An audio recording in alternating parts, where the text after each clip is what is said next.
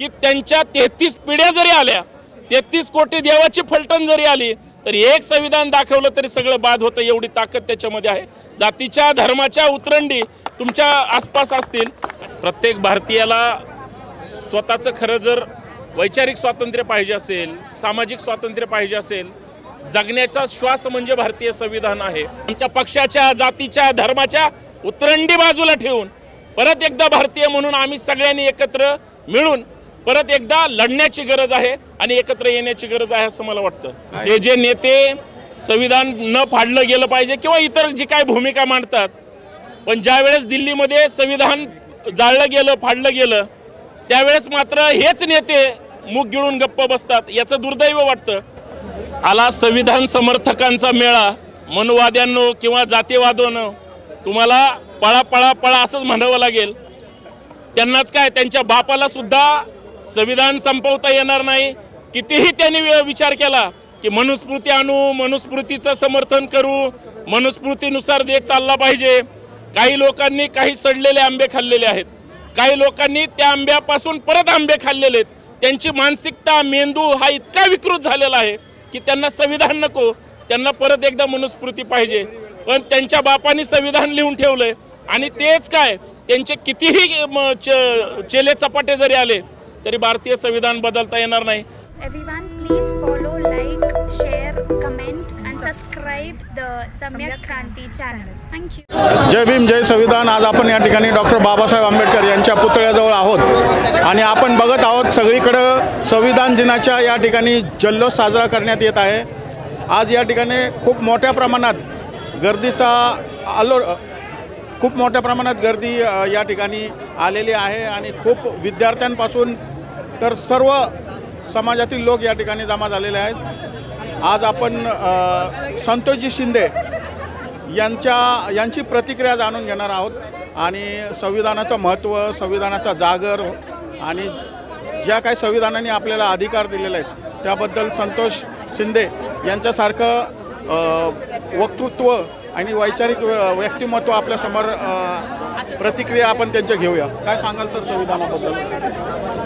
सर्वप्रथम सर्व भारतीयांना 74व्या भारतीय संविधान दिनाच्या मनपूर्वक हार्दिक शुभेच्छा। प्रत्येक भारतीयाला स्वतःचं खरं जर वैचारिक स्वातंत्र्य पाहिजे असेल, सामाजिक स्वातंत्र्य पाहिजे असेल, जगण्याचा श्वास म्हणजे भारतीय संविधान आहे।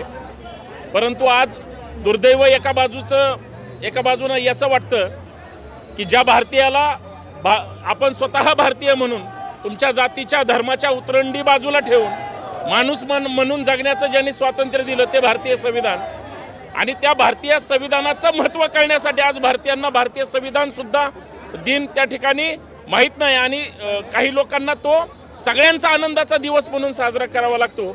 खरं तर मला असं वाटतं आज आम्ही भारताचे नागरिक म्हणून या ठिकाणी राहतो, जगतो, वागतो, याचे उपकार डॉक्टर बाबासाहेब आंबेडकरांचे कुणालाही फेडता येणार नाही।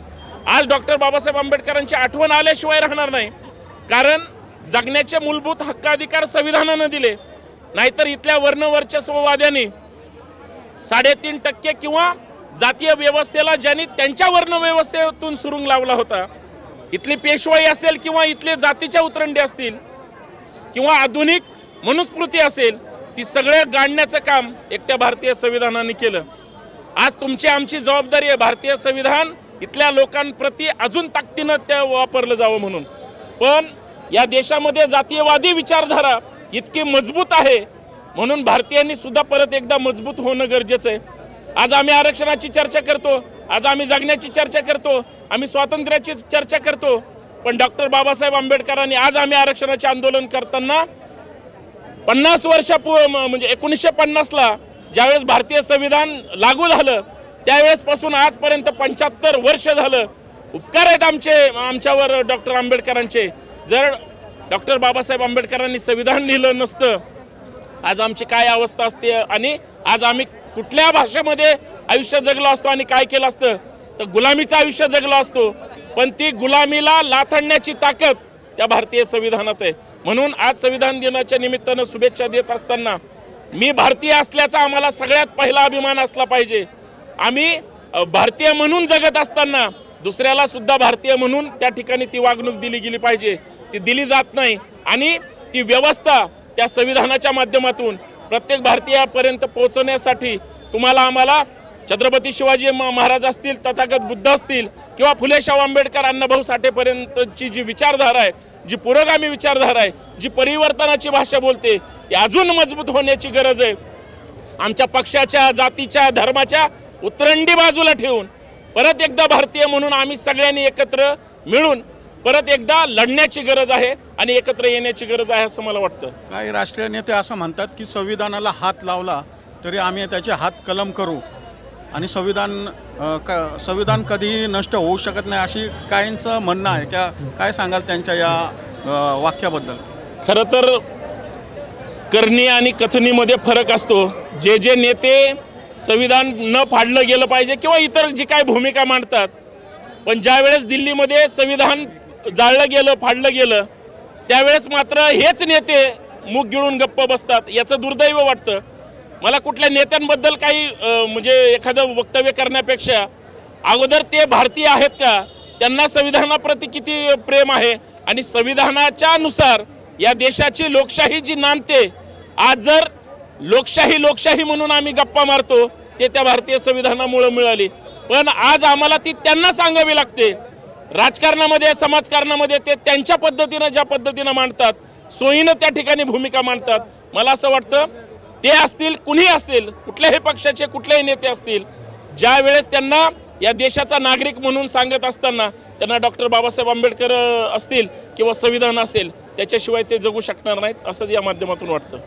येणाऱ्या काळात संविधान संपवण्याची भाषा काही धार्मिक लोक करत आहेत. काही RSSचे असतील किंवा बजरंग दल किंवा विश्व हिंदू परिषद यांच्याकडून बोललं जातं की आम्ही येणाऱ्या काळात संविधान हे संपुष्टात आणू आणि नवीन त्यांच्यानुसार संविधान लागू करू, असं त्यांचं म्हणणं आहे. तर नागरिकांनी याबद्दल काय केलं पाहिजे, कशा प्रकारे याला सामोरं गेलं पाहिजे?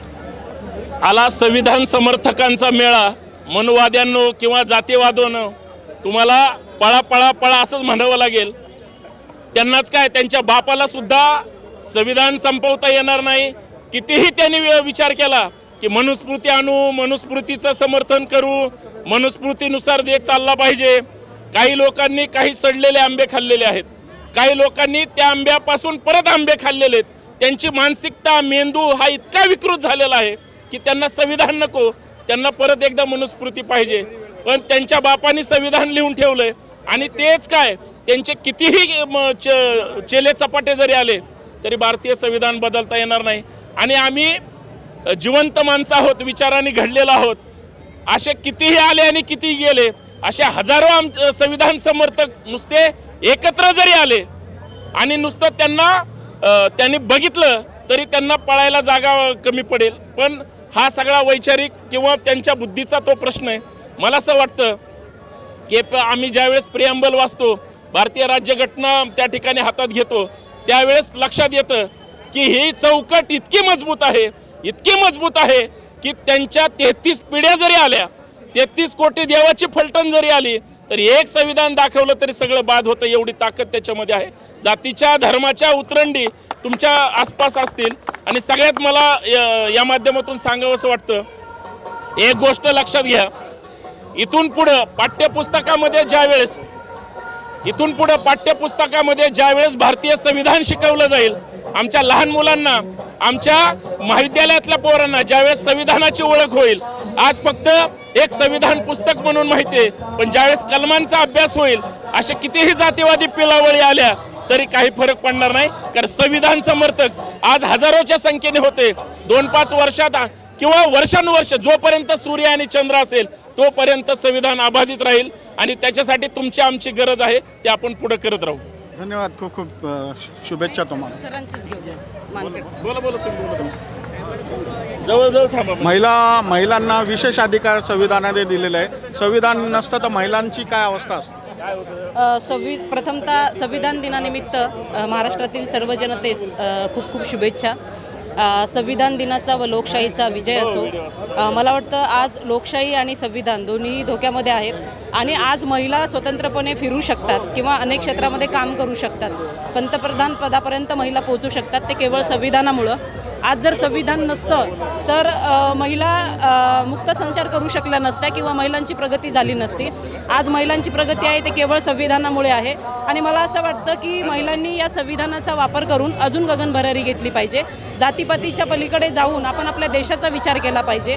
आपला देश एकसंघ कसं राहील म्हणजे सोशल मीडियाच्या माध्यमातून असेल, राजकारणाच्या माध्यमातून असेल, समाजकारणाच्या माध्यमातून असेल, या सगळ्या गोष्टीच्या माध्यमातून एकमेकांवर जातीवाचक टीका करण्यापेक्षा एकमेकांना समजून घेत आपला देश कसा टिकेल, आपल्या देशाचं संविधान कसं अबाधित राहील याचा विचार महिला वर्गांनी सुद्धा केला पाहिजे. कारण सोशल मीडियावर आपण बघत असतो छोट्या छोट्या गोष्टी होत असतात आणि महिलासुद्धा एकमेकींना जातीच्या माध्यमातून ट्रोल करतात. हे अत्यंत दुर्दैवाची गोष्ट आहे. कारण असं जेव्हा सावित्रीबाई फुलेंना हे पाहिलं असतं, डॉक्टर बाबासाहेब आंबेडकरांनी हे पाहिलं असतं तर त्यांना नक्की दुःख वाटलं असतं. त्यांनी महिलांना सबल करण्यासाठी, सक्षम करण्यासाठी संविधान आणलेलं आहे आणि महिलांनी, मला वाटतं जास्तीत जास्त महिलांनी घरोघरी संविधान पोहोचवलं पाहिजे. कारण घराची प्रमुख ही महिला असते आणि महिला खूप चांगल्या पद्धतीनं घर चालवू शकते, तसं देशही चालू शकते. तर संविधान हे महिलांनी वाचलं पाहिजे आणि त्याची अंमलबजावणी महिलांनी केली पाहिजे असं मला या निमित्ताने महिलांना सांगावंसं वाटतं. धन्यवाद खूप.